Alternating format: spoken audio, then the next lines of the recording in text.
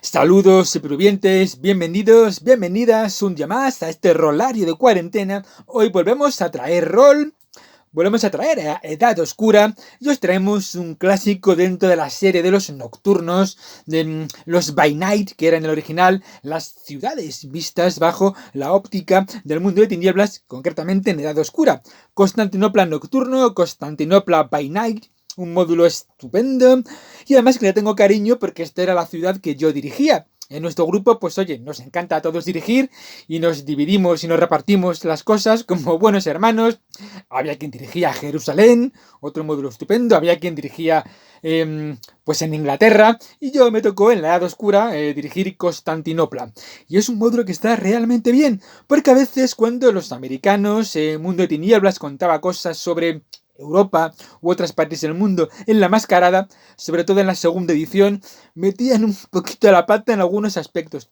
Pero concretamente estos juegos estaban bastante bien documentados, estos módulos. Constantinopla, Jerusalén, la península ibérica, que además conocía a la gente que ayudó a coordinar un poquito desde España el Iberia Nocturno, pues oye, estaban muy bien hechos y se notaba que habían estudiado y trabajado. Pero antes de meternos con Constantinopla Nocturna, toca una pequeñita clase de historia del tarado sobre el Imperio Bizantino. Porque como profe me da la sensación que el Imperio Bizantino siempre se tiene ahí un poquito, vaya, están ahí en su extremo del mapa. Se les hace poco caso y es una de las tres culturas de la Edad Media más importantes. La Edad Media, que si los castillos y los feudos y ya está, y las cabras y las cosas, pero la gente se olvida que el Islam era la civilización más avanzada por todo el Mediterráneo y que en Oriente, pues ahí estaba el Imperio Bizantino. Que eso de que no, a la caída del Imperio Romano. ¿Qué Imperio Romano? Caen los matados de Oriente. El Imperio de Oriente continúa hasta 1453, continúa 1000 años más, así que cae el Imperio Romano de Occidente, los matados de Occidente, Oriente continúa. ¿Cómo empieza este Imperio Bizantino? Pues con una pequeña colonia griega, Bizancio, una ciudad colocada justo en el estrecho del Bósforo, el contacto entre Europa y Asia, Occidente y Oriente, un punto de partida de pasada de barcos de pues todo tipo del mundo. ¿Qué tienen que pasar por ahí? Hay dos estrechos, Bósforo y Dardanelos, y o pasan por ahí o se suben el barco a cuestas. Y era bastante más sencillo pasar por ahí. Colonia griega, estupenda, pero que poco a poco, bueno, pues cuando llegan Imperio Romanos, la ciudad se refunda, la vuelve a montar otra vez, con casinos y furcias, que diría Bender. Pues en el año 330, Constantino el Grande, y bueno, el Grande y el Modesto, también diría yo. El caso es que, bueno, esta ciudad se llama Constantinópolis, la ciudad de Constantino, Constantinopla abreviado poco a poco. Y ahí está, esta ciudad, bueno, pues este foco de Roma en Oriente, en el contacto entre el comercio, ya decía, de Asia y de Europa. Bueno, pues evidentemente el Imperio Romano pues tiene su crisis y sus cosas en el siglo III, una crisis bastante peliaguda que para poder arreglarla y poder coordinar un poquito mejor todo el vasto imperio, al emperador Diocleciano se le ocurren entre muchas reformas, pues dividir el imperio en dos partes, Oriente y Occidente. Occidente solo queda su hijo Honorio y Oriente su hijo Arcadio. Esto es un poquitín más complejo, pero bueno, así nos entendemos. Esto ocurre a final del siglo III. Pues ahí está, ya este imperio de Oriente separado, que poco a poco al tran van a diferenciarse un poquito del de Occidente. Pues por ejemplo, sin ir más lejos, en el siglo VI llega el emperador Justiniano y su esposa Teodora, conquistan prácticamente todo el Mediterráneo, llegan hasta la península ibérica, que por cierto está muy poquito estudiado la presencia bizantina en la península ibérica y es de lo más interesante. Poco a poco empiezan ya a alejarse un poquitín, introducen el griego como lengua culta, el latín ya está completamente, se lo han cargado, las lenguas que derivan lo han desgraciado el latín, con lo bonito que era, pues nada, nosotros griego clásico de toda la vida, como la gente guay.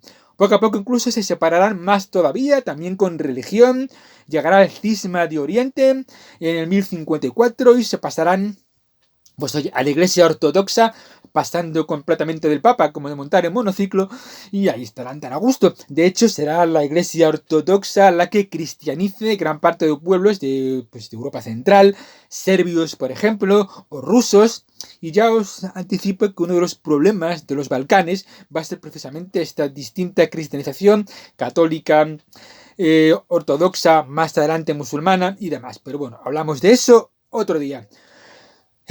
Personajes importantes del Imperio Bizantino, el general Belisario, uno de los mayores generales de la historia de la humanidad, un tío completamente interesantísimo, y cosas que han quedado en el inconsciente colectivo. ¿Recordáis la saga Canción de Hielo y Fuego, cuando Tyrion defiende las aguas negras levantando unas cadenas y chanfenando a todos los barcos? Tyrion copia esa defensa del Imperio Bizantino. La defensa del Cuerno de Oro, un estuario que entraba pues en el estrecho del Bósforo, se separaba con unas cadenas y que entraran barcos si querían, que eso estaba protegidísimo con las cadenas de oro del Cuerno de Oro. Y un día, pues también digo que podemos hacer un vídeo sobre referencias históricas de Canción de Hielo y Fuego, que tiene bastantes. Bueno, creo que ya con esto, con esta pequeña introducción de 6 minutos, nos ponemos a hablar de este módulo. Había traído bastantes mapas, pero creo que se van a ver bastante mal. Hago un intento si queréis. A ver, creo que se van a ver mal. He hecho el intento, pero creo que se va a ver el mapa bastante mal. Bueno, para ahí andará. Desde aquí no lo veo, pero para ahí tiene que andar el estrecho de Bósforo. ¡Ay! Dejamos los mapas. No pasa nada. Todo bien, todo en orden. No se ha caído nadie. Decía, Constantinopla Nocturno, pedazo de módulo que lleva a los vampiros en Edad Oscura, a esta ciudad Constantinopla, con un tema pues impresionante, porque el vampiro jugaba, cada ciudad tenía su tema propio, su espíritu, su sabor, y en Constantinopla el tema es el fin del esplendor, como la nueva Roma, las cúpulas doradas, los hipódromos, las termas, el alcantarillado, todo lo que fue casi un reflejo del cielo en la tierra, pues empieza a decaer y a terminarse, porque los sueños terminan y no hay nada inmortal, ni siquiera los vampiros inmortales. Constantinopla vampírica se funda con un sueño que tiene un vampiro, un antediluviano, Miguel, un toreador de cuarta generación, que se considera el arcángel San Gabriel, y funda una triada. El arcángel Miguel sería el padre, los toreador, el hijo serían los Ventru, los Antoninos, y el Espíritu Santo sería Dracón, el Timiche, y serían los Obertus. Entre los tres quieren fundar pues un reflejo del cielo en la tierra en Constantinopla. Y bueno, pues desde su fundación lo van intentando, pero poco a poco los latinos, venecianos, se meten en Constantinopla, en el barrio latino, quieren encontrar el comercio, que hasta ahora esa zona, el comercio de Oriente, lo lleva Constantinopla, y bueno, tratarán de sabotearlo como puedan. Esto llegará con la Cuarta Cruzada, que bueno, ya que van a los lugares sagrados, pues ya que están, chanfaina en Constantinopla, y tan contento. La Cuarta Cruzada se cuenta precisamente en este otro módulo. Bitter Crusade, la amarga cruzada, otra aventura muy chula desde el otro punto de vista, desde cómo los venecianos van a Constantinopla. Aquí los PJ serán vampiros que van en esta Cuarta Cruzada. Tiene 3 partes, una en Venecia, con todos los tinglaos y toda la política y todas las puñaladas por la espalda.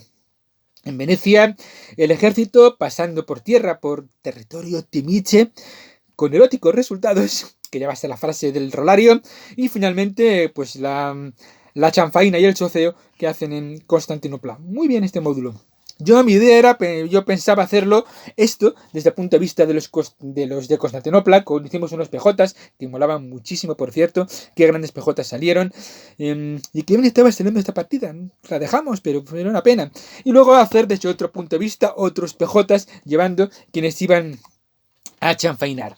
Pero bueno, Constantinopla no están solamente los toreador con Miguel, los timiche con los Obertus, unos timiches interesados en el cambio espiritual más que en el físico, con un monasterio donde guardan incunables, o bueno, pues los Ventru metidos en la familia imperial, en el ejército y demás, sino que hay bastante más gente. Están los cetitas con la casa de las lámparas, ofreciendo lo que la gente quiera a cambio de algo. Están también los Nosferatu, Malaquita, la roca de Constantinopla, esta roca Boca Verde, que es la Malaquita, quien pues aguanta ante todo y quien controla todas las alcantarillas romanas de la antigua Constantinopla. Toda la gentuza, con perdón, de la barra latina, que van a acabar con Constantinopla o que lo pretenden, y por supuesto, si hay un reflejo del cielo en Constantinopla, también habrá un reflejo del infierno. Y hasta aquí lo dejo para daros un poco más de interés. Estaba realmente bien descrito todo lo que es Constantinopla, los barrios, los vampiros. Con una cosa que hacían en la Edad Oscura, cuando salió un personaje te ponía al final su destino, cómo terminaba este pobre vampiro o cómo acababa, ya sea en la Edad Oscura o en la Mascarada, y a veces daba bastante pena. Módulo, yo creo que de lo mejorcito que hicieron en Edad Oscura, pero bueno, ya hablaremos otro día de Jerusalén, de Transilvania y demás. Pero este Constantinopla Nocturno, mi recuerdo y vamos, mi afirmación es que era un módulo realmente bien. De nuevo me he enrollado, pero en fin, ¿qué vamos a hacer?